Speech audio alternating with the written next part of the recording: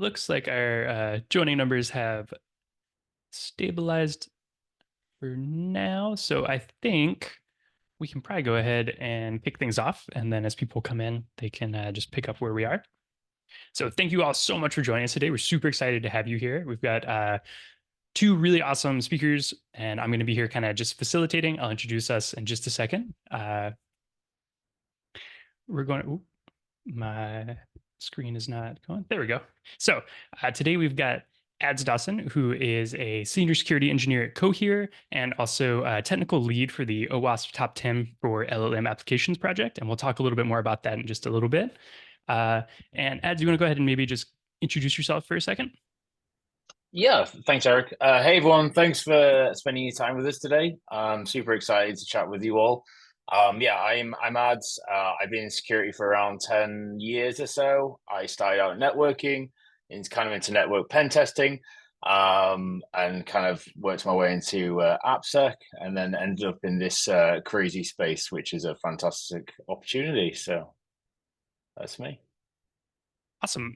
My name's Eric. I'm a developer advocate here at Lakera, which means I get to do fun stuff like this, connect with our community, talk to developers, and sort of just be the conduit between our engineering team and the people using our product, which is super fun. And then we've also got David, who's our founder and CEO. So I'll let you go ahead and introduce yourself, David. Hey everyone, dialing in from Zurich here today after I just got back from San Francisco. So thank you so much for spending the time with us. I think before a quick intro from my side, Ads, you completely forgot to talk about the coffee on your desk. I know you've got some stuff brewing there. So we are here today to also enjoy some coffee in addition to all the exciting security stuff that we are talking about. I spent the last sort of 10 to 15 years, it's almost 15 years by now, building AI systems across different industries from healthcare to aerospace, and left my dream job a couple of years ago to start what is now Lakera. What do we do at Lakera? We are an AI cybersecurity company, and we work with some of the most exciting companies around the planet to help them secure their Gen AI applications. So that's why we are here today, and I really look forward to this chat with you, Ads, and Eric. Awesome. And with your work with Lakera and talking to all these different companies about security and LLMs, I feel like you've probably talked to a lot of CISOs and a lot of security folks, a lot of big organizations, small organizations. What are some of the pain points? Are there common pain points and issues and challenges that they all seem to run into? Yeah, thanks, Eric, for that question. I think we are at a pretty incredible moment in time, and obviously, sort of sitting in the middle of that storm, we get to speak to a lot of organizations out there, and the one thing that is pretty remarkable around this time, and especially as I was having lots of conversations in the Bay Area over the last couple of days. People are moving at lightning speeds. And I think Ads, you can probably only confirm this. Everyone is looking into the space. Everyone is building out their applications. And the typical picture that we see there is you've got organizations with hundreds of thousands, with hundreds of thousands of people who are all excited about the potential of Gen AI. They're building really exciting applications for their organizations, both to increase efficiency, but also to ultimately open up new business. So there are completely new type of applications that are unlocking new business cases, which I'm super excited by in particular. Now you've got these teams, and then you've got the cyber organization, the cybersecurity organization sort of sitting and looking at that. And that's where honestly, their heads are hurting a bit. So they are thinking about, oh, what are we doing? What do we have to watch out for? What are some of these new risks in addition to all of the traditional cybersecurity risks that we are exposing ourselves to? What are these new AI-specific risks that we are looking at here? And so, obviously, a lot of our work is spent on working with these cybersecurity teams and helping and supporting them in mitigating these risks. But we really see this dynamic right now in between the product teams and the cyber teams, who ultimately, in most cases, work jointly to bring these applications to market in a responsible way. And so I think what I look forward to in this conversation is really beyond this sort of organizational structure, are sort of the specific risks that we want to get into, and that's maybe where I would hand it back to you, Eric, to guide us through an exciting conversation about some of these risks that these organizations are facing today. Yeah. So Ads, I know I mentioned earlier that you've been working with the top 10 for LLM project with OWASP. Could you tell us a little bit maybe about like what is OWASP? What is the top 10 project and sort of what's been your involvement in that project?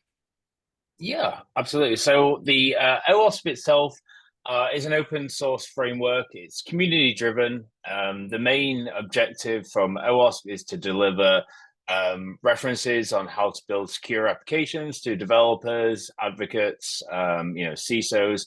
They have different levels of structure and documentation, which supports multiple use cases. The OWASP Top 10 for LLM Applications was a new initiative which we actually built on top of that. So in like total TLDR, the top 10 for LLM AppSec, it basically guides stakeholders on risks and attack vectors when building applications housing large language models. Large language models themselves are only like a subset of machine learning. However, given like the revolutionary effect they've had on software, like we discussed this year, and throughout, then it only makes sense to have like present a top 10 list specifically for this kind of use case. Like I say, OWASP does, web applications, traditional web apps, mobile applications. So there's different kind of tracks. But yeah, that's pretty much us. So I see, obviously there's 10, it's top 10. This is a lot of different things to worry about. And some of them are maybe even a little like philosophical or existential in a way, like excessive agency. I see that and like, that's a little scary. I don't think as a developer, there's much I can do about that in my day to day. So what are maybe some of the 2 to 3 of this top 10 that maybe the average developer or average company can sort of focus in on, and maybe we can start digging into those a little bit? Yeah, absolutely. So the number one is prompt injection. That primarily occurs via direct or indirect prompt injection. That's when the interaction is being used with the larger language model. So predominantly, if that's like a LLM on top of an API, that's something like a chatbot, which is housed on top of a REST API. So prompt injection, to be honest, would probably predominantly gather most use cases. Other kinds of so the thing about the OWASP Top 10 for LLM Applications project is that it isn't unique. So there is some overlap with both the OWASP Top 10 for web applications, which is another structure that companies use for guidance on security, but also like the actual machine learning. There's actually a machine learning AI safety and responsibility top 10. The software development lifecycle and the machine learning development lifecycle both have their unique vulnerabilities, but they also do overlap. So there is a need for them there. So some of these kind of do overlap in some jurisdiction, but I mean the other ones that really come to mind are like insecure plugin design. As David mentioned, like all these companies are in an arms race to produce generative AI software. Sometimes that doesn't come with security as a main thought when you're trying to build at light speed. And excessive agency, so kind of builds on top of insecure plugin design, might be something such as like what does a plugin have authorization or access to do, giving like over permissions to operations, whether that be like something like CRUD. So yeah, I'd say those are definitely like the top 3, and probably my top 3 personal favorite to talk about and try and hack away at. and as I also just wanted to, I mean, as we are sort of nearing the end of the year, I also just wanted to quickly just highlight to the audience what kind of awesome work you've done this year. I've obviously observed the work that you've done with OWASP very, very closely, and we've also been talking about it a lot. I think we've seen everything this year from 0 to version 1.0 to now some significant updates. And I just wanted to take the opportunity as well to congratulate you on that. We speak with a lot of companies, and I know that they're using this as their go-to reference to learn more about LLM, Gen AI, and generally AI security these days. So I think you guys have done a really fantastic job in bringing this together. Thank you so much. Yeah, it's a fantastic group. Anyone who's interested, we have a Slack group. We have a lmtop10.com is our like kind of our website. We also have like an OWASP project, a GitHub repository. So if anyone is interested, please join us. And thank you so much. The really exciting thing, what I'm starting to see now is like you say, companies referencing this and actually starting to be used as like a base, and also things like taxonomy ratings are also starting to reference it, which is really cool. And also, provides businesses ways to strategize and secure their environments. Yeah, really well done. That's awesome. Thanks. Nice. So maybe we should talk about some practical examples, some real world examples of some of these problems. And maybe David, you can kick it off, maybe talking about some of the prompt injection stuff that we have experienced here at Lakera. Yeah, 100%. And remind me, what was the first example? Maybe we go to the next slide, right? This is a good one. So I think maybe what we can quickly do, if you guys agree, I think there are like these two high-level types of prompt injections, just for the audience to quickly sort of have an overview. And maybe Ads, you can give it sort of a quick explanation. By the way, I know you've written a fantastic blog post as well just a couple of days ago that includes sort of that distinction. Maybe we can share that on the chat here as well. Would absolutely recommend looking at that. The sort of two types of prompt injections that we are looking at here are called direct and indirect prompt injection. So maybe Ads just sort of highest level, like TLDR. What are those, and what is the difference between the two? Yeah, so I guess like the easiest way that I think of a direct prompt injection is a loaded question. So I'm asking you a specific unstructured request to get a specific response. So David, what is today's day? That would be something of like a direct prompt. Indirect is where the actual the prompt is hosted like remotely. So whether that be like on a remote website, which we'll kind of touch on later, but that, I guess, kind of thinking to take a step back, maybe, David, like the instructions are in that room, please go gather them and bring them back to me. So yeah. That's awesome. And I think, what do you think, Ads, about this prompt injection term? It's so commonly used right now. Obviously, everyone thinks to like SQL injection, but it's really much like arbitrary code execution if you think about it much more. So you can really unlock this LLM to do anything really. So can you share some thoughts around that? Yeah, absolutely. So prompt injection itself is a vulnerability in large language models. Generative AI models are used to create patterns and text, so they're designed to facilitate what we're asking it to do. Prompt injection, the really important thing to note is that it's unstructured text. It's natural, free-flowing language, just as you and I are engaging and talking right now.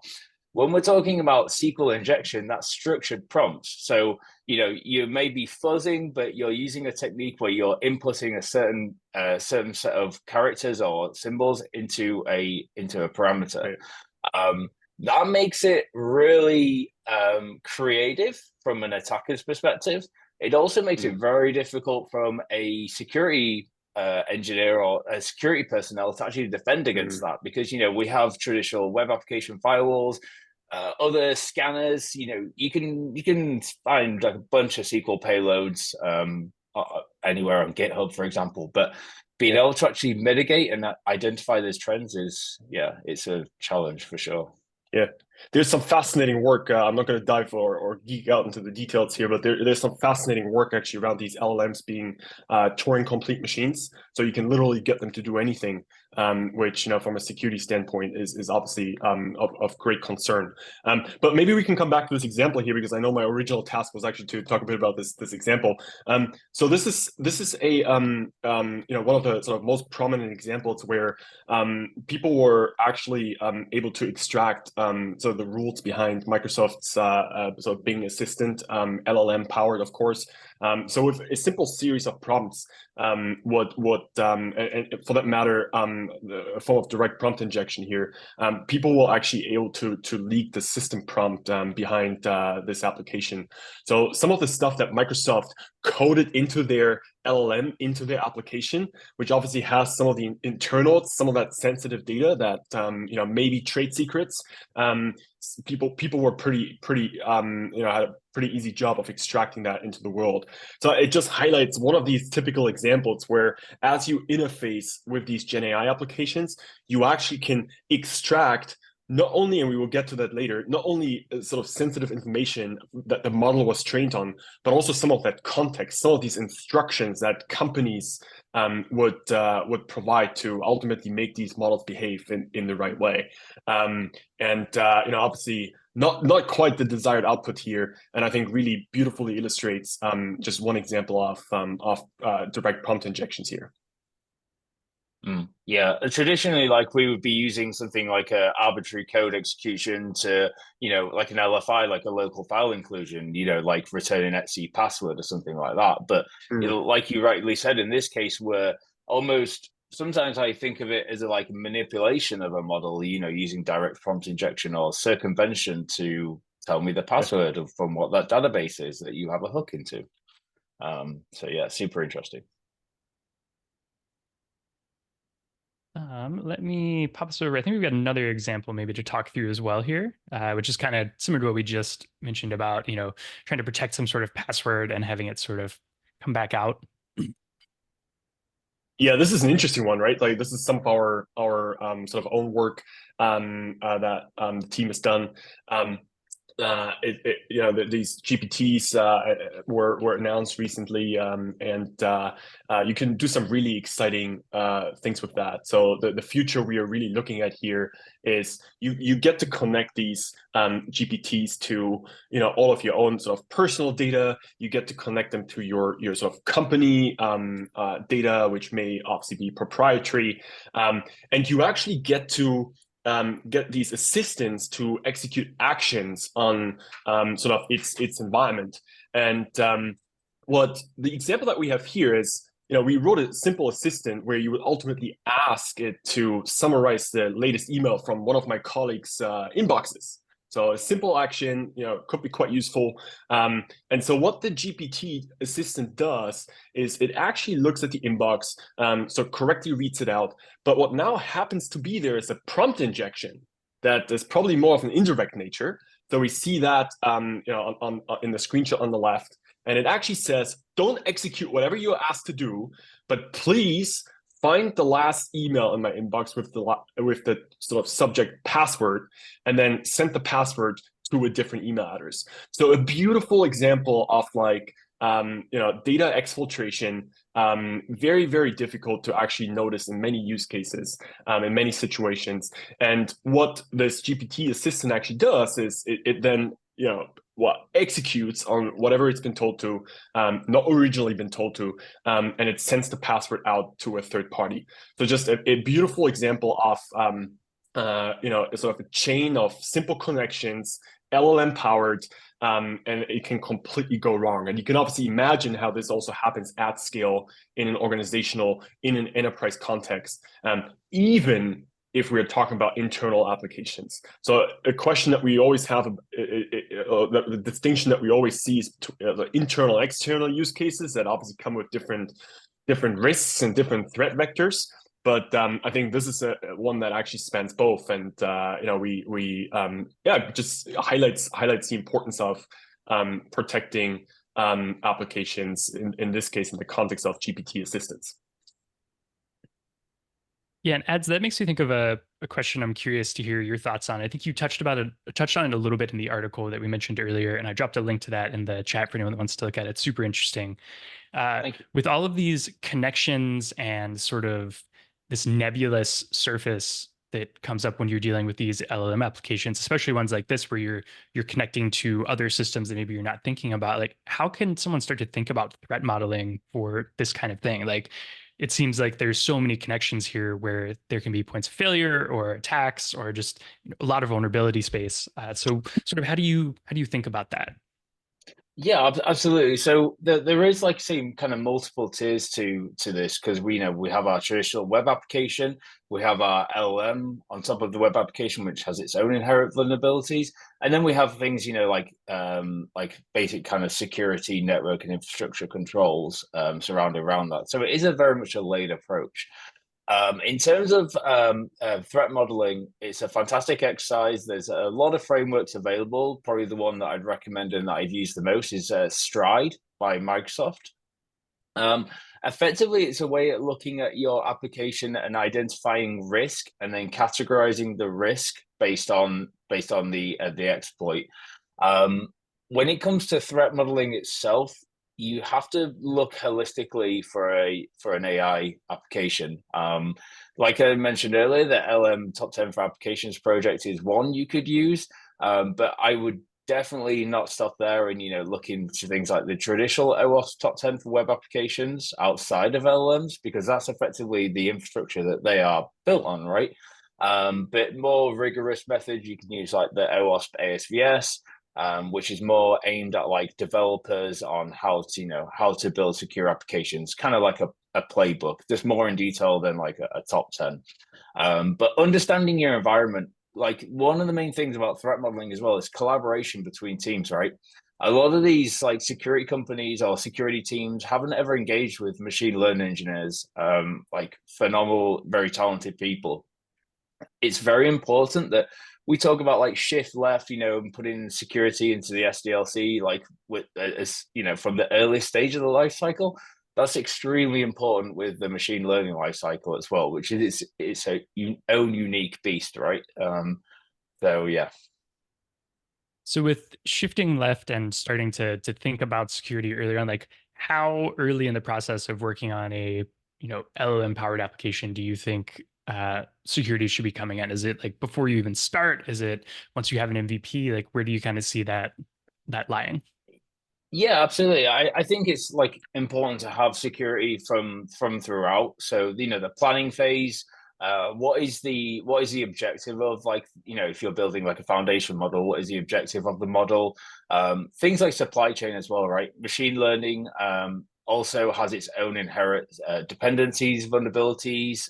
There was one quite recent, quite high severity with Ray. So like this is extremely important throughout the entire life cycle. So I would definitely, have like a champion or whatever. We have like predominantly in a lot of companies or security companies, you have like an AppSec staff. Very, very much kind of aligned with that. Like ML SecOps is a thing.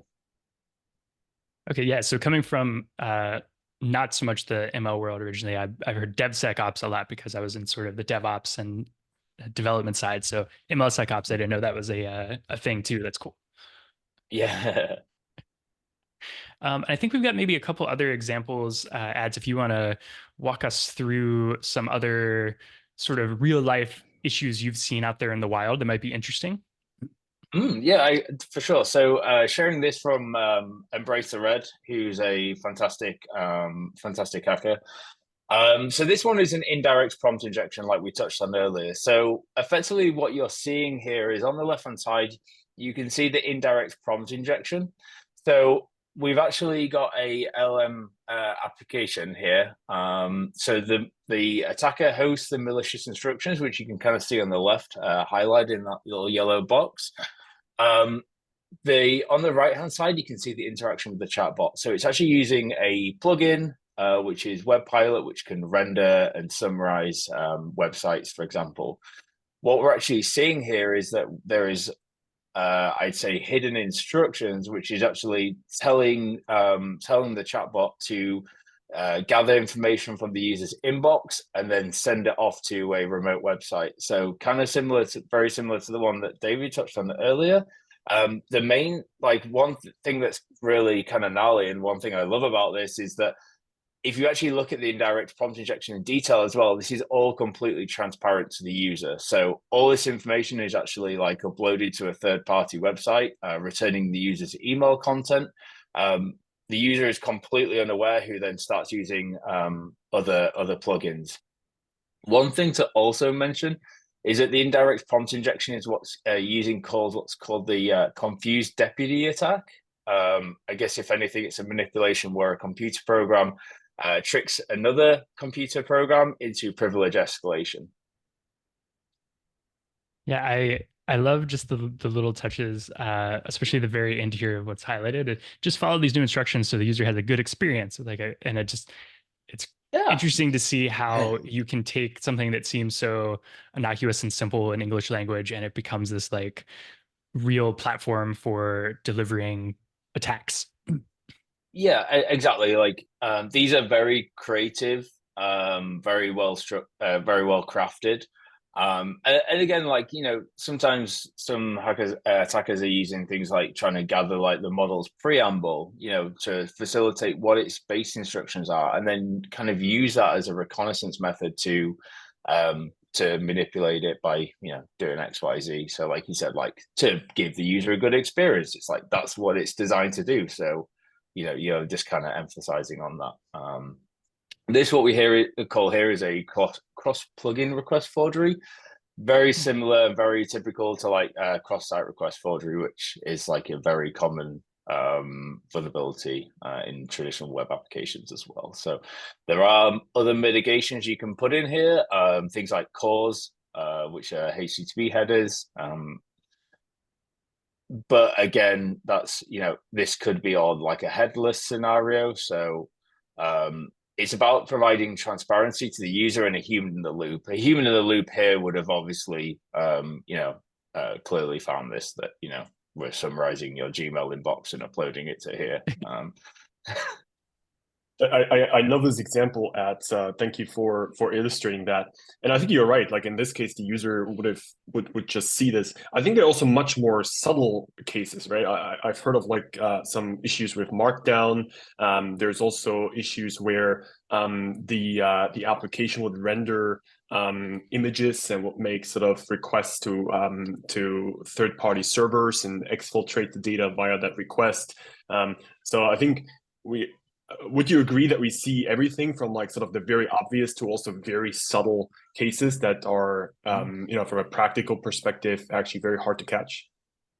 Yeah, absolutely. So actually building on this, another one which I've seen on top of this using that same technique is actually to delete all the users' GitHub repos, because they have a plugin with GitHub, which is like super scary, and kind of alludes to that excessive agency that, you know, that plugin has the ability to send a, you know, post or delete request to the GitHub API with an authentication token.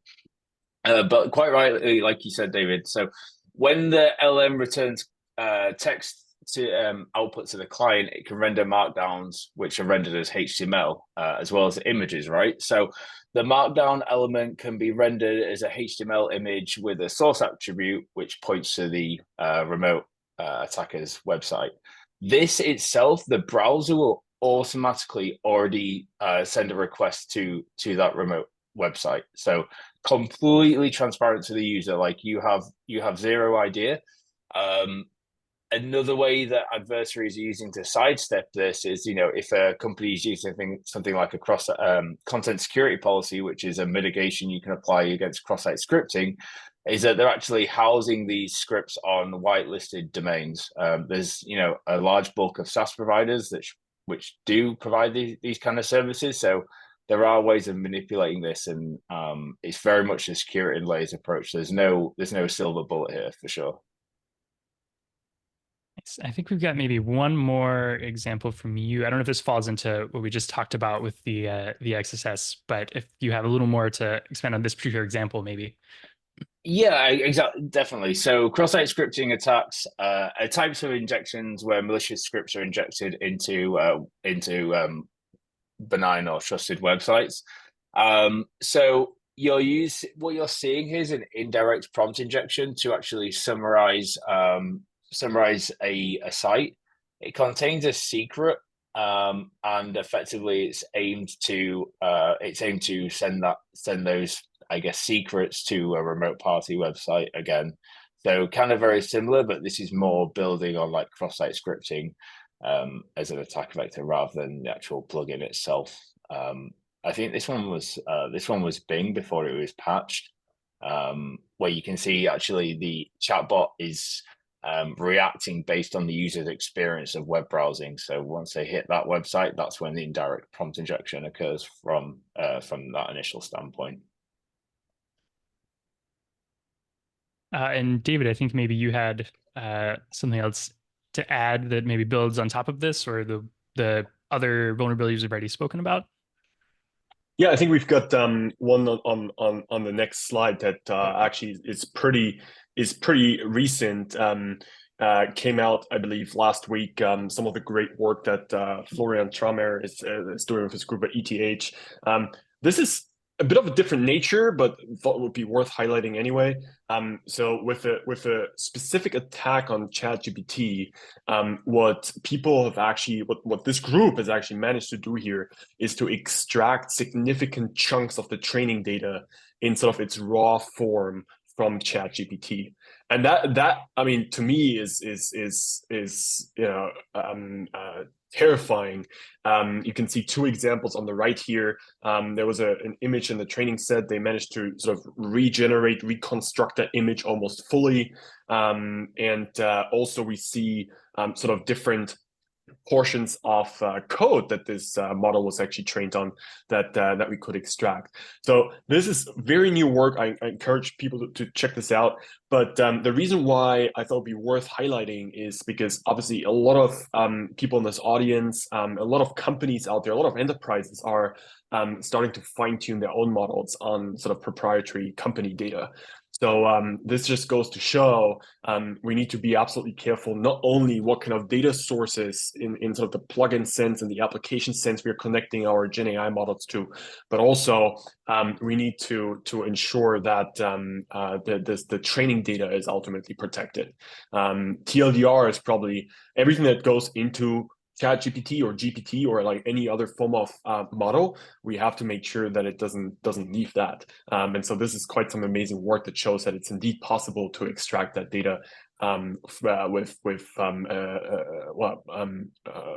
pretty easily. Yeah. Also important to highlight as well that we're sanitizing what is coming in from client inputs to our actual training data if we're continuously training as well. We've seen stuff like source code leaks, for example, which has been an input of one user and output to another user. So yeah, for sure.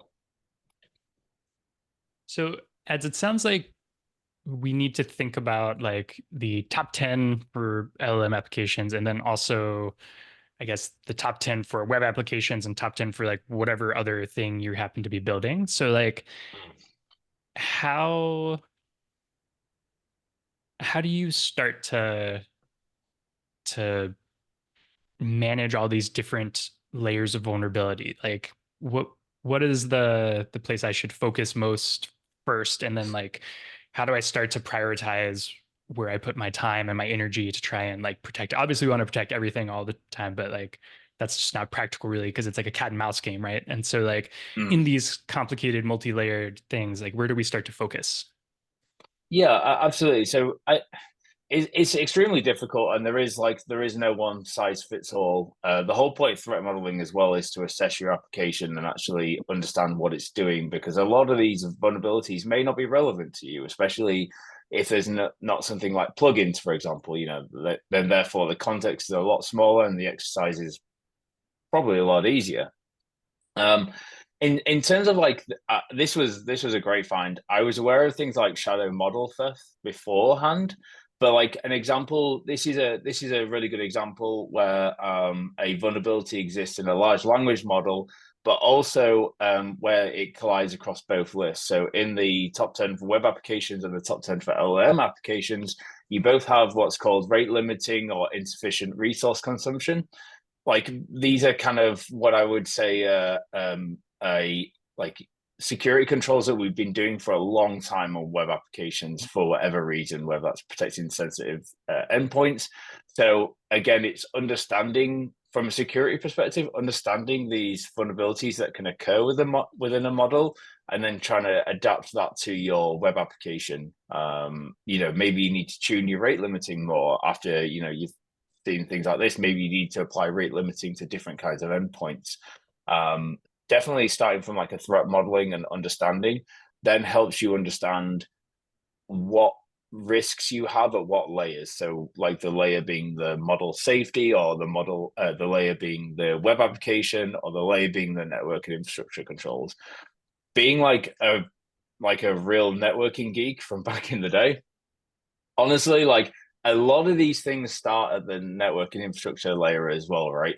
So your actual, like you said, your DevSecOps, controlling your infrastructure, what calls can be made in, what calls can be made out, they're like the absolute number one.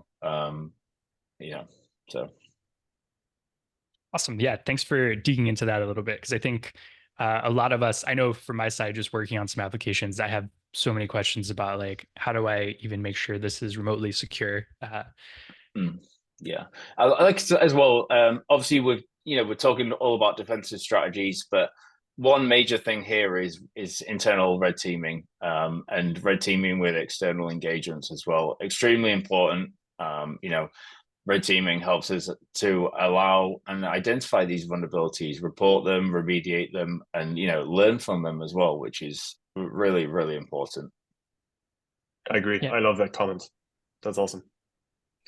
Yeah, and I think David, maybe you would want to talk a little bit about sort of, I guess, like crowdsourced red teaming almost, that maybe you could consider that Lakera has been doing for a little bit now. Yeah, I think it's that's a good segue, but also I think one of the one of the things I thought would be interesting to discuss for just a minute or two is like what makes AI security so challenging, and maybe also like fundamentally different to traditional cybersecurity. I'm sure Ads, you have some fantastic insights on this as well. The the things we are seeing from Gandalf, which Eric is sharing on screen here now, is that we started early on seeing clear patterns in the attacks that people are throwing at Gandalf. So, for illustrative purposes, here on the right hand side, we have sort of all the attacks that people are throwing at the game, and we see some clear color coding in there, which is fascinating. But also, what we can tell is that there are almost as many variations in these attacks as there are prompts being thrown at Gandalf. So again, I think it comes back at, but I would love to hear your thoughts on this. I think it comes back to this idea of structured versus unstructured, and what we find so challenging, and what we see people struggling with, is just that variety and sort of that unstructuredness in the inputs and the outputs from these Gen AI applications. Maybe you can comment on that quickly. Just what are some of the challenges that you see? What makes AI security just fundamentally different from traditional cybersecurity? Yeah, I think, like I said, I kind of tagged on it earlier, but integration between teams. I've been learning a lot from machine learning developers, machine learning engineers. A lot of them are very well versed in actual prompt engineering, which is the foundation of being able to craft well structured prompts to achieve an outcome. From that's where you kind of, I guess, would use it as an adversary to do something quote unquote bad, or a negative consequence. So definitely internal collaboration of teams is a new thing for all companies, predominantly, apart from ones that have already been in the AI and ML space beforehand. Understanding the new kinds of supply chain that are introduced within a machine learning lifecycle, but also, like I said, kind of like Eric asked, to be honest, earlier, is how do you actually structure, and how do you just like approach like your LLM application and be like, right, how do we threat model this, and who are the stakeholders that we need to have involved to help us understand what is going on, and what is coming in and what is going out. Yeah, I agree. That's fascinating, and just for this audience here, the one feedback that we've been receiving is that Gandalf really shed some light on not only Gen AI and sort of LLMs directly, but also on a lot of sort of the cybersecurity issues, and ultimately, the creativity and strategies that you can sort of take on as an attacker. So I would really recommend it as a resource to learn more about that. Being like an AppSec junkie, I'm very much used to like structured payloads. So to me, I'm amazed and wowed at all the the evasion methods and techniques they use. It is really creative, for sure. Awesome. So I've got sort of a question for both of you and also for the audience, I think, and maybe we'll do this sort of together real quick and talk through it. And then I will kind of open it up to questions from the audience. We've got a bunch that I have, or that our wonderful head of marketing, Cass, has been collecting for me during this whole thing. So there's a bunch of questions we're going to talk about. But first, I'd like to sort of just get a sense from you, Ads, and you, all the people here hanging out with us today.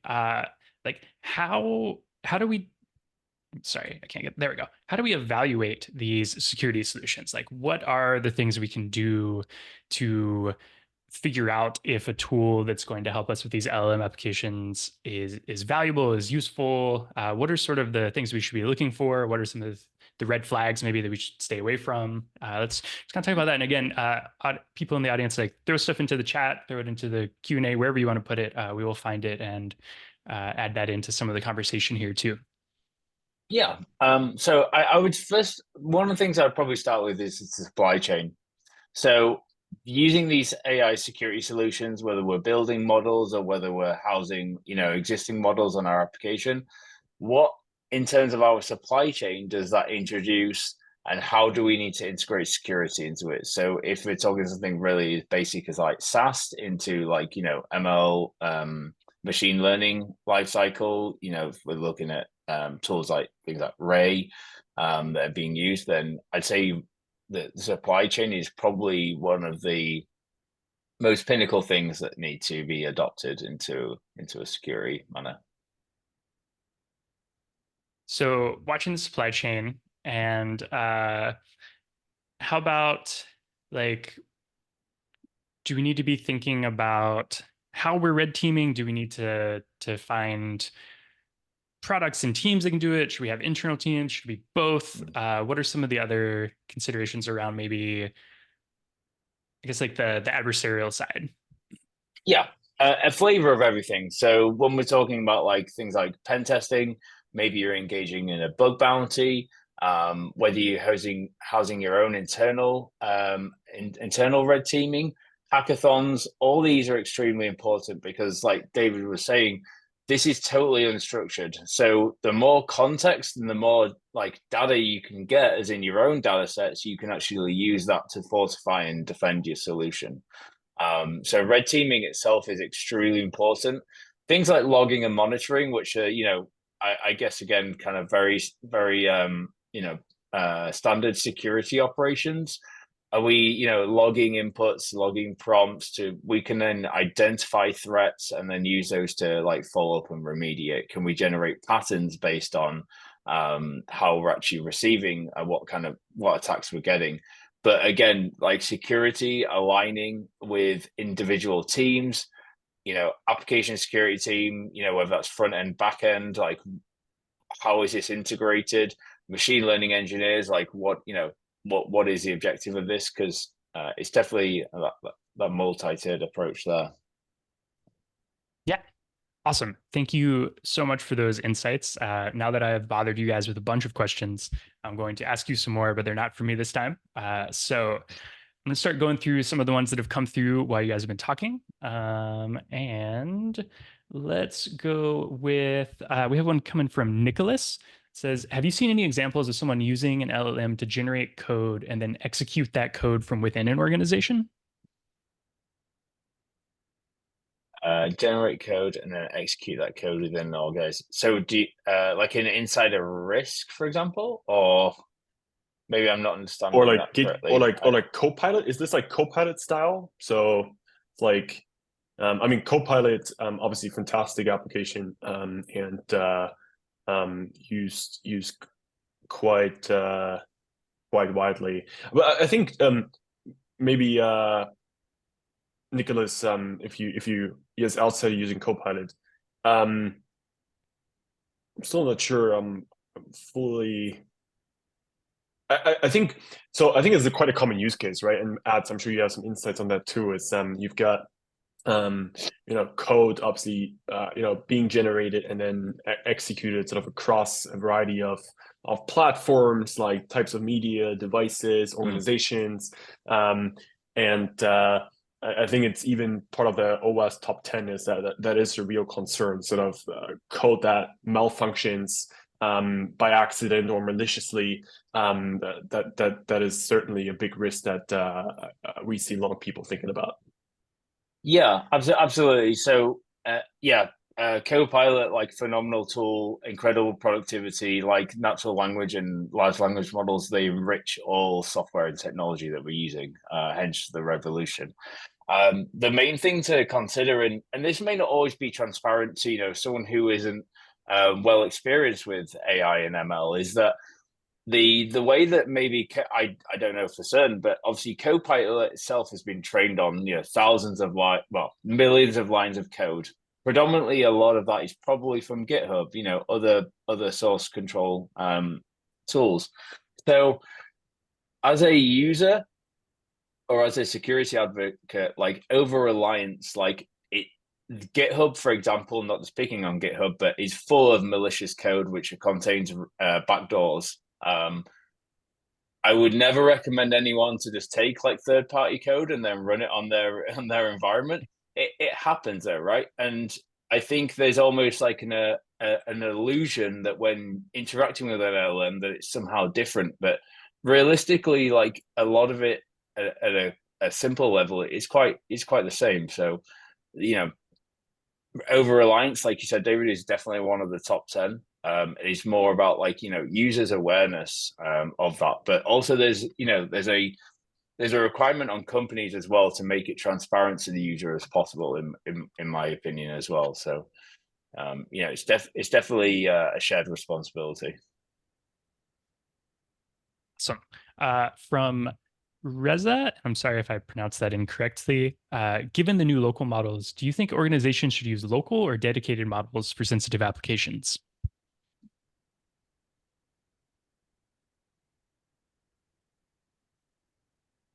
I'm sorry, can you repeat that? I sorry, I was trying to find it, and then I ended up trying to read no problem. So it's given all the new local models that have been coming out. Do you think organizations should use local, or this says dedicated? I would assume you mean like hosted models for sensitive applications. I would always say dedicated models. The problem with, if you're going to go with any model is the training data.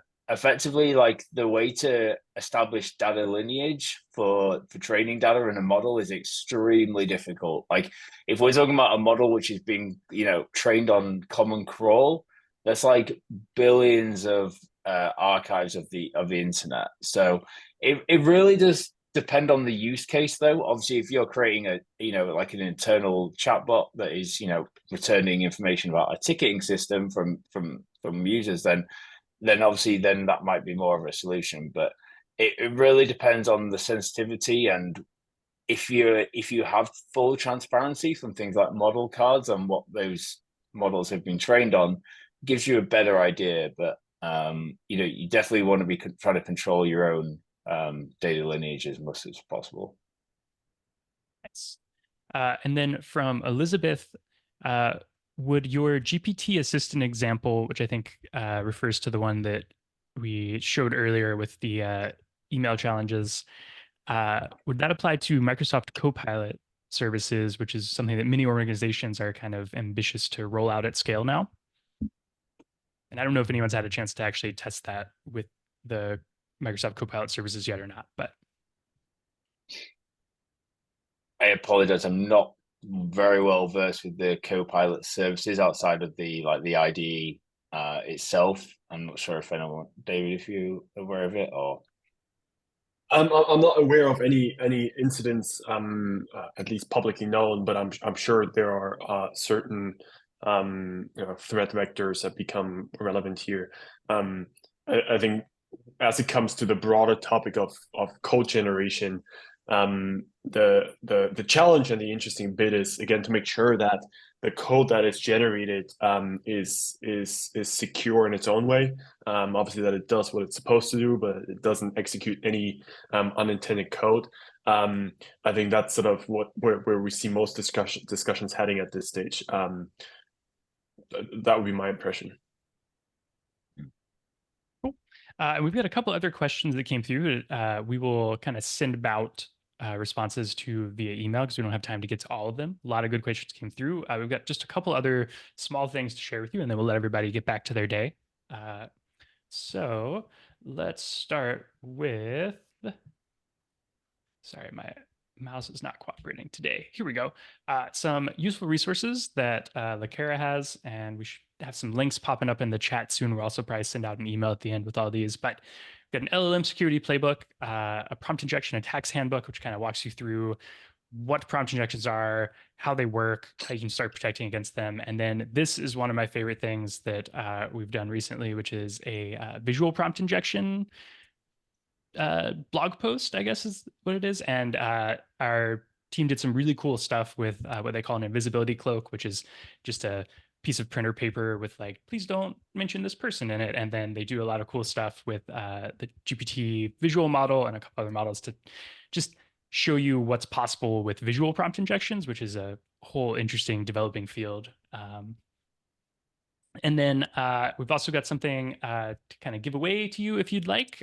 We have a free trial of Lakera's enterprise plan, which you can go ahead and go to this URL here. It's Lakera AI/webinar-secure-AI, or snap this QR code if you like QR codes. And we're going to give out full plans. And then one last thing, we do have a webinar about Gandalf. If you're interested in all the things we've learned over the last years, people have been attacking and doing all sorts of things with Gandalf and having Gandalf play against itself using a Gandalf first Gandalf thing that was totally wild. We're going to be talking about all kinds of stuff about that next week in our Gandalf year in review live stream. You can go ahead and snap that QR code, or I won't read out the URL because it's a really long one, but we'll also send that out too. And thank you so much for joining us. Yeah, and great work, Thank you, guys. everyone. The prompt injection handbook and everything is a fantastic resource. Love it. Awesome. Thank you so much, everyone. This was a pleasure. Thanks, Ads. Thanks, Eric. Thanks, Cass, and to everyone for spending time with us. And look forward to seeing you next week at the Gandalf webinar just in time for Christmas. Yeah.